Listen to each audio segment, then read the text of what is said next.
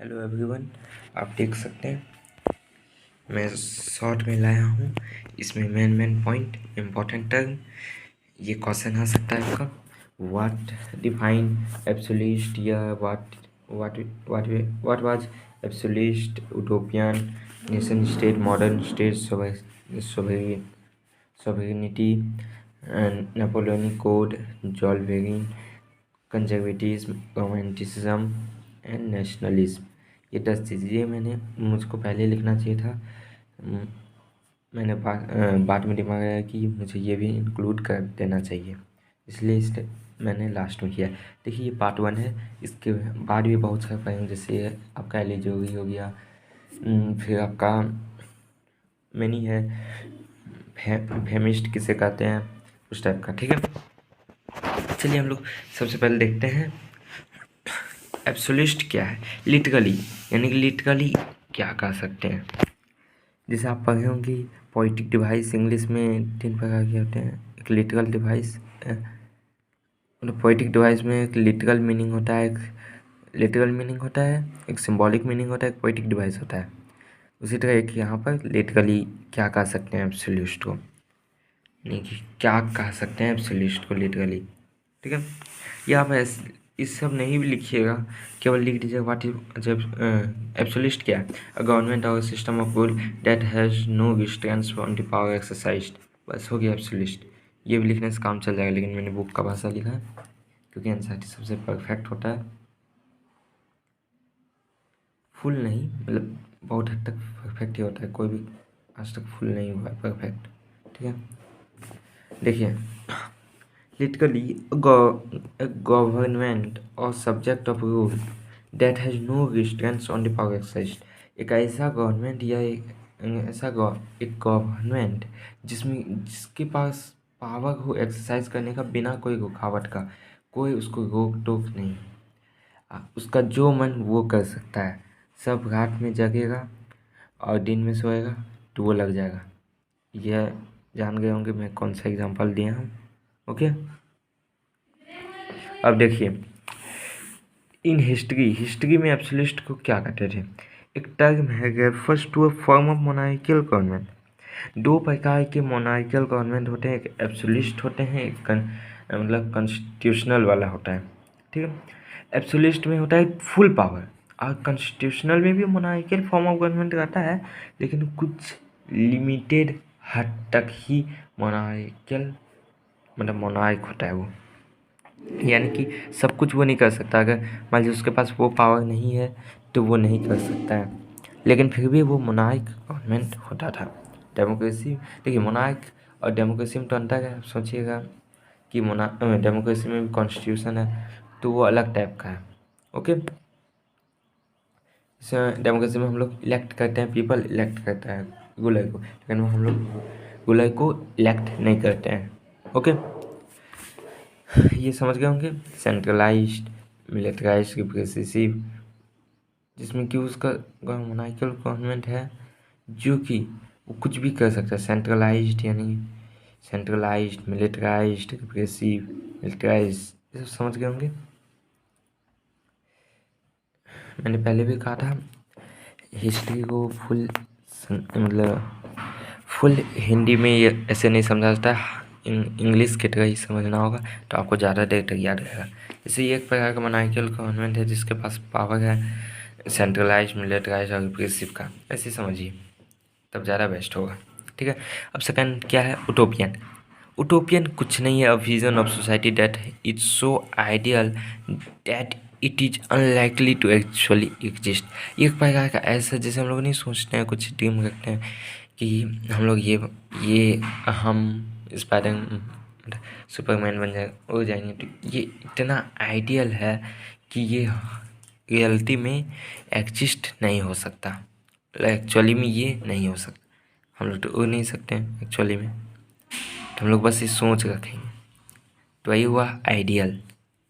ठीक है, यूटोपियन मतलब समझ गए होंगे आप।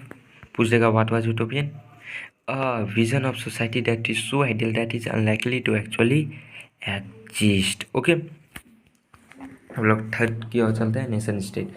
आपका ऐसा वर्ड यूज हो चुका है इसलिए मैंने डाला है, इस पर इम्पोर्टेंट टाइम से ऐसा क्वेश्चन आ सकता है।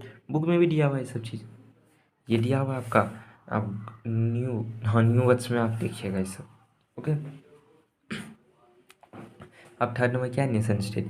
State in which the majority of its citizen along with its ruler came to develop a sense of common identity and a shared history, language, descent, currency, etc. देखिए, इस state in which the majority of its citizen, जो citizen है उस state के majority में, और साथ में ही रूलर एक sense of common identity develop कर ले अपने अंदर, एक समानता, मतलब जैसे कि यहाँ लिखा है एक शेयर्ड हिस्ट्री, वो एक दूसरे से रिलेटेड, मान लीजिए जैसे हम लोग रिलेशन मानते हैं, एक परिवार दो ही का ही रहता है लेकिन मानते हैं कि अपना ही है, उसी तरह कि वो दोनों मिल के एक स्टेट को अपना ही स्टेट मानने लगी। अब ये नहीं कि, देखिए इससे पहले एक चीज़ बताना चाहता हूँ, आपका बुक में लिखा है नॉट ओनली रूलर्स, इसका मतलब ये नहीं कि रूलर्स नहीं, केवल रूलर्स नहीं, इसका मतलब सिटीजन के साथ रूलर भी, कहने का मतलब वो है। ऐसे समझिए, मेरे पास एक पेन है, नहीं ऐसा, क्या बोल रहा था, मेरे पास पेन है, केवल इमली नहीं, सॉरी पेंसिल नहीं। ओके, क्या बोला मैं, मेरे पास सॉरी फॉर इट, मेरे पास पेन है, केवल पेंसिल नहीं, इसका मतलब दोनों है, कहने का मतलब वही है ना, पेन भी है पेंसिल भी है। उसी तरह यहाँ state in which majority of its citizen, जो उसका सिटीजन है स्टेट का, और इंक्लूडिंग विथ क्या रूलर्स, जब इस सेंस ऑफ कॉमन आइडेंटिटी अपने ऊपर डेवलप कर ले, ठीक है, जाहिर कर ले, और अपना shared history, language, design, currency, एक दूसरे लैंग्वेज शेयर करना, मतलब वो भी वही लैंग्वेज बोलता है, सिटीजन भी वही लैंग्वेज बोल रहा है, और रूलर भी वही लैंग्वेज, मतलब मेजोरिटी ऑफ सिटीजन एक टाइप का ही लैंग्वेज बोले, ऐसा कुछ जरूरी नहीं है। जैसे इंडिया में ही सब कोई एक लैंग्वेज ही नहीं बोलता है, अलग अलग ही बोलता है, ठीक है, लेकिन मतलब कहने का मतलब ये नहीं कि केवल वो लैंग्वेज एक स्पेशल लोग ही बोल सकता है। जैसे रूलर हमेशा फॉर एग्जांपल इंग्लिश ही बोलेगा, और सिटीजन हमेशा मतलब फ्रेंच बोलेगा केवल, वैसा कुछ जरूरी नहीं है, वो अपना लैंग्वेज को शेयर करता है। डिसेंट मतलब पूर्वज होता है, यानी कि उसका पूर्वज भी एक ही देश से बिलोंग किया है, और सिटीजन का भी, रूलर का भी, वो भी कुछ किया है देश के लिए, ये एक प्रकार का शेयर डिसेंट हो गया। करेंसी मतलब समझ गए होंगे, करेंसी मतलब क्या, आप वो एक ही, मतलब एक करेंसी सब चलाए, सब जगह एक ही करेंसी चले। ओके, अब चौथा बात, modern state, state in which centralise power exercise sovereign control over a clearly defined territory. Sovereign मतलब समझ लीजिए it means power of a country to control its own government. एक पावर होगा, कंट्री है जिसके पास ये पावर है कि वो अपना गवर्नमेंट चला सके, यही है सॉवरेन। वही state in was centralised power है, क्योंकि मॉडर्न स्टेट तभी सेंट्रलाइज्ड पावर है जो एक्सरसाइज करे control over clearly defined territory. ये नहीं कि अब जैसे कि तभी का लोग अपना टेरिटरी को बढ़ाना चाह रहे थे, लेकिन वो मॉडर्न स्टेट का कहना मतलब एक सेंट्रलाइज्ड पावर ही एक्सरसाइज करे सॉवरेन कंट्रोल, यानी कि एक कंट्री का पावर जो कि उसके उसका गवर्नमेंट को कंट्रोल कर सके, कहाँ तक, डिफाइंड टेरिटरी तक ही मात्र, उससे बाहर नहीं, अगर वो, ठीक है, ये भी समझ गए होंगे। अब चलते हैं हम लोग सिक्स पॉइंट की ओर। नेपोलियनिक कोड क्या है। It was a code brought bye Napoleon Bonaparte in 1804। It was including of administrative changes for France and later on spread over conquered area, and it is also known as civil code of 1804। ये तो समझ गए होंगे, ये Napoleon code किसने लाया था?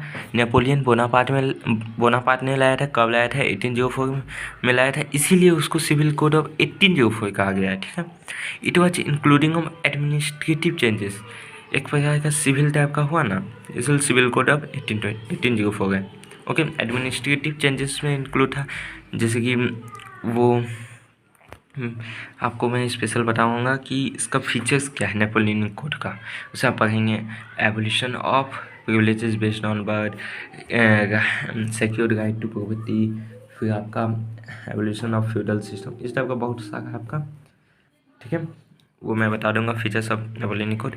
हाँ, एक चीज़ और, ये जब मैंने टोटल 10 पॉइंट्स बनाया है, इसके बाद भी मैंने बहुत सारे पॉइंट्स है, उसको भी मैं बता दूंगा, एक्सप्लेन कर दूंगा।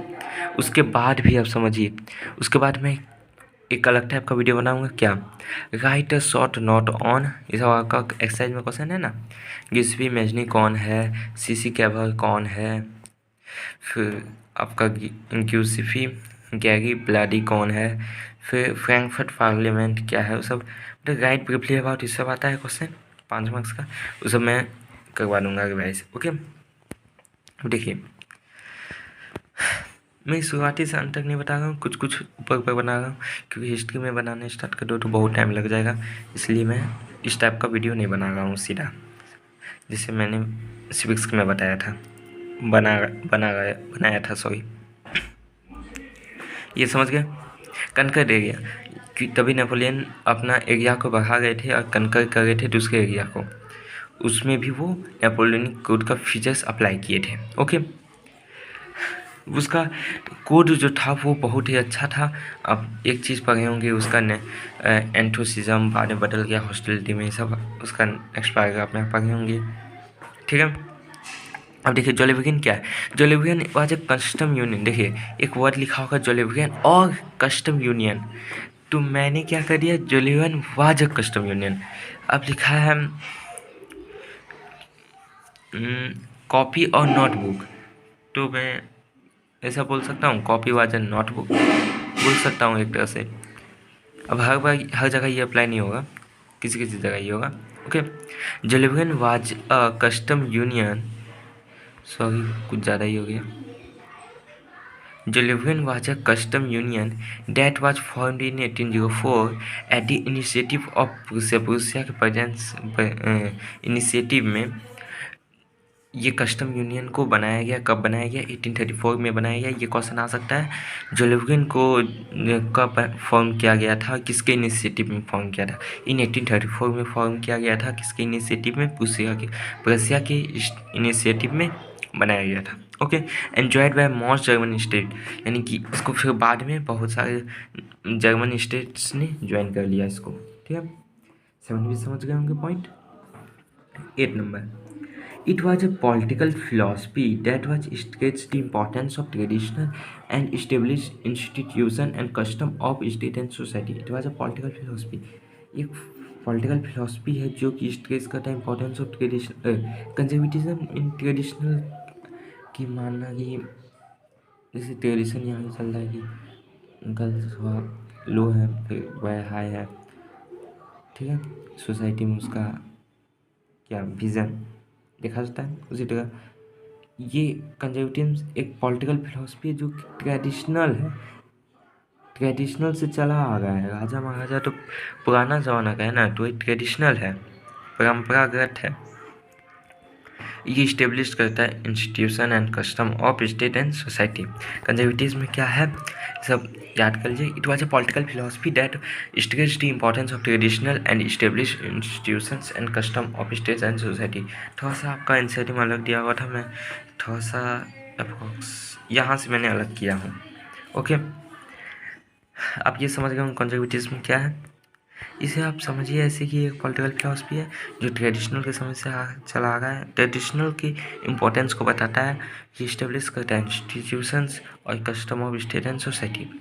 बस ये 3 चीज़ याद रखिए, बाकी रब बना के लिख दीजिए। यही तो मैंने है, कहाँ कुछ है, डेट स्टेट्स पर लिख दिया, ऑफ लिख दिया, ये सब तो इसी कास्ट है। हिस्ट्री बहुत कुछ याद करने वाला ही सब्जेक्ट है। ठीक है, अब देखिए 9 नंबर क्या है, रोमांटिज्म। ये रोमांटिज्म कुछ और है, रोमांटिक नहीं। Romanticism was a cultural artistics, literary, musical, intellectual movement in which different forms of culture such as art, poetry, music, story they use to develop nationalist. एक ये प्रकार का कल्चरल, म्यूज़िकल, इंटेलेक्चुअल मूवमेंट है जो कि different forms of culture जो है, जैसे कि आर्ट हो गया। इसमें कल्चर इसका मतलब क्या चल रहा है? इसका कल्चर मतलब ये नहीं चल रहा है कि जो हम लोग सोचते हैं कल्चर, इसका मतलब कल्चर नहीं सोचते हम लोग इसमें।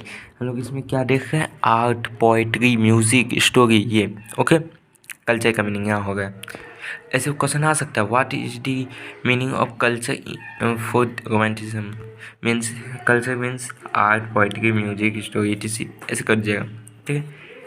ये सब आर्ट, पोइट्री और म्यूजिक, स्टोरी का यूज करके नेशनलिज्म जब को बढ़ावा दे, जैसे कि फ्रेडरिक सोयो ने क्या किया था? आर्ट किया था। क्या किया था उन्होंने? एक फोटो बनाया था ना, आपका फर्स्ट पेज में ही लिखा है फ्रेडरिक सोयो का।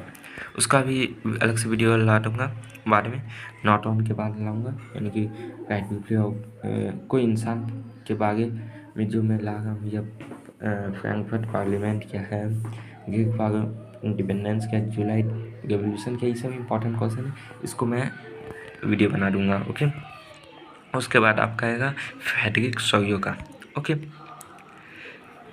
थोड़ा सा गेट स्लो हो सकता है वीडियो आने का, लेकिन मैं जरूर लाऊंगा, ठीक है। Nationalism an ideology which shows an individual love and devotion towards his nation और कंट्री। देखिए, नेशनलिज्म यह है a feeling of a feeling of for sorry okay. यहाँ एक चीज़ मैं लिखिएगा था कि अ फीलिंग ऑफ लव और pride towards for our own country. लेकिन यहाँ फॉर आवर ओन कंट्री अच्छा नहीं लगा, इसलिए मैंने ये ले आया। क्या ले आया? नेशनलिज्म मतलब क्या है? क्वेश्चन आ सकता है, define nationalism an ideology which shows an individual love और एंड डिवोशन टुवर्ड्स हिज, और यहाँ हर भी होना चाहिए, टुवर्ड्स हिज हर नेशन और कंट्री। नेशन ही कर दीजिएगा, कंट्री नहीं लिखिएगा चलेगा, क्योंकि आपका ज़्यादा यूज नेशन हुआ है इस सब में, ओके। ये तो समझ गए होंगे। एक आइडियोलॉजी है, आइडियोलॉजी मतलब कि क्या होता है? Define ideology. आपका न्यू बच में आइडियोलॉजी दिया हुआ है, वो भी मैं बता दूंगा। अभी फ़िलहाल क्या समझिए, एक आइडियोलॉजी है, क्योंकि मैं अभी बता दूंगा तो फिर वो पॉइंट बाद में क्या बताऊंगा मैं, ठीक है। इसलिए एक ये आइडियोलॉजी है जो बताता है कि V shows an individual love and devotion towards his nation, ठीक है। एक लव और डिवोशन अपने देश के प्रति, या उनके देश के प्रति, केवल अपने नहीं, टुवर्ड्स हिज ओन कंट्री नहीं, ठीक है। जिसका भी आइडियोलॉजी, एक प्रकार की ये आइडियोलॉजी है जो कि बताता है कि इंडिविजुअल का लव डिवोशन अपने देश के प्रति, ठीक है। यही नेशनलिज्म है। आई होप कि आप ये समझ गए होंगे, okay.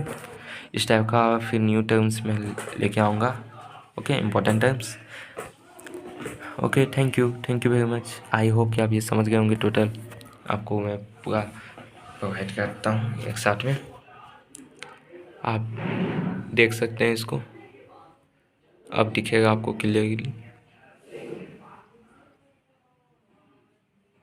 Thank you very much.